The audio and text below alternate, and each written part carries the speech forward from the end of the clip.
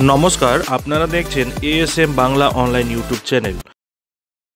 বন্ধুরা, এই মুহূর্তে সন্দেশখালি নিয়ে উত্তাল রাজ্য রাজনীতি। সন্দেশখালের প্রতিবাদী মুখ রেখা পাত্রকে বিজেপি বসিরহাট লোকসভা কেন্দ্রের প্রার্থী মনোনীত করেছে। 2024-এর লোকসভা নির্বাচনে বিজেপির বেশ কয়েকজন প্রার্থীকে নিয়ে তুমুল চর্চা হচ্ছে। তার মধ্যে প্রার্থী রেখা পাত্র অন্যতম। এবার ভোটের মধ্যেই কলকাতা হাইকোর্টের দ্বারস্থ রেখা পাত্র। আচমকা কি এমনটা হলো রেখা পাত্রের? হ্যাঁ বন্ধুরা, সম্পূর্ণ বিষয়টি আলোচনা করব এই ভিডিওর মাধ্যমে, তাই ভিডিওটি স্কিপ না করে শুরু থেকে শেষ পর্যন্ত অবশ্যই দেখুন এবং চ্যানেলে নতুন হলে চ্যানেলটিকে সাবস্ক্রাইব করে বেল আইকনটি বাজিয়ে অল নোটিফিকেশন অন করে দিন। বন্ধুরা, 24-এর লোকসভা নির্বাচনে বিজেপির বেশ কয়েকজন প্রার্থীকে নিয়ে তুমুল চর্চা চলছে। তাদের মধ্যে অন্যতম হলেন রেখা পাত্র। সন্দেশখালীর এই প্রতিবাদী গৃহবধূকে বসিরহাট কেন্দ্র থেকে দাঁড় করিয়েছে গেরুয়া শিবির। এবার তিনি ভোটের মধ্যে কলকাতা হাইকোর্টের দ্বারস্থ। বিগত কয়েকদিন ধরেই সংবাদের শিরোনামে রয়েছে সন্দেশখালী।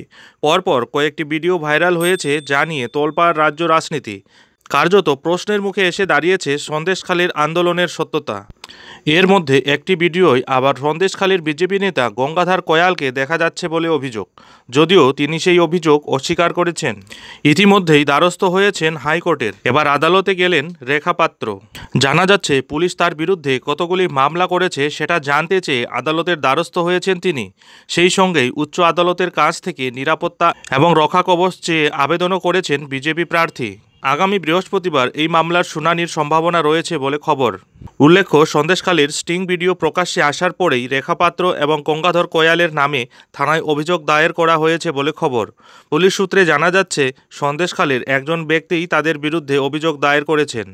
চলতি মাসেই ভাইরাল হয়েছে সন্দেশখালীর সেই স্টিং ভিডিও, যেখানে গঙ্গাধর কয়ালকে বলতে শোনা যাচ্ছে সন্দেশখালীতে যে ধর্ষণের অভিযোগ হয়েছে তা পুরোটা সাজানো। টাকার বিনিময়ে মহিলারা মিথ্যে অভিযোগ করেছেন।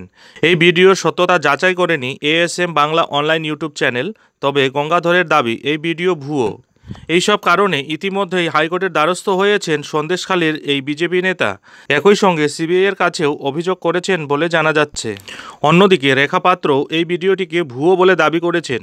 সেই ভিডিওর জেরেই রেখা পাত্র এবং গঙ্গাধর কয়ালের বিরুদ্ধে থানায় অভিযোগ দায়ের করা হয়েছে বলে খবর।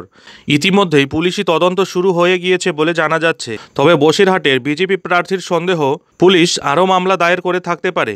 সেই কারণেই মামলার সংখ্যা জানতে চেয়ে বুধবার উচ্চ আদালতের দ্বারস্থ হয়েছেন রেখা পাত্র। বন্ধুরা, সন্দেশখালীর অন্যতম প্রতিবাদী মুখ রেখা পাত্র তার লোকসভা কেন্দ্রে সকাল সকাল বেরিয়ে যাচ্ছেন, প্রচার করছেন, সকলের সাথে দেখা করছেন, আশীর্বাদ নিচ্ছেন, অনেকেই আবার তাকে জড়িয়েও ধরছেন। তাই আসন্ন লোকসভা নির্বাচনে প্রার্থী রেখা পাত্র 100% আশাবাদী যে তিনিই জিতবেন। এখন দেখার বিষয় এটাই যে বসিরহাট লোকসভা কেন্দ্রে বিজেপি নাকি তৃণমূল কংগ্রেসের পাল্লা ভারী থাকে। যাই হোক বন্ধুরা, এখন এ পর্যন্তই। বসিরহাট লোকসভা কেন্দ্রের অন্তর্গত সন্দেশখালীর ছোট বড় সব ধরনের আপডেট পেতে অবশ্যই চ্যানেলে চোখ রাখুন।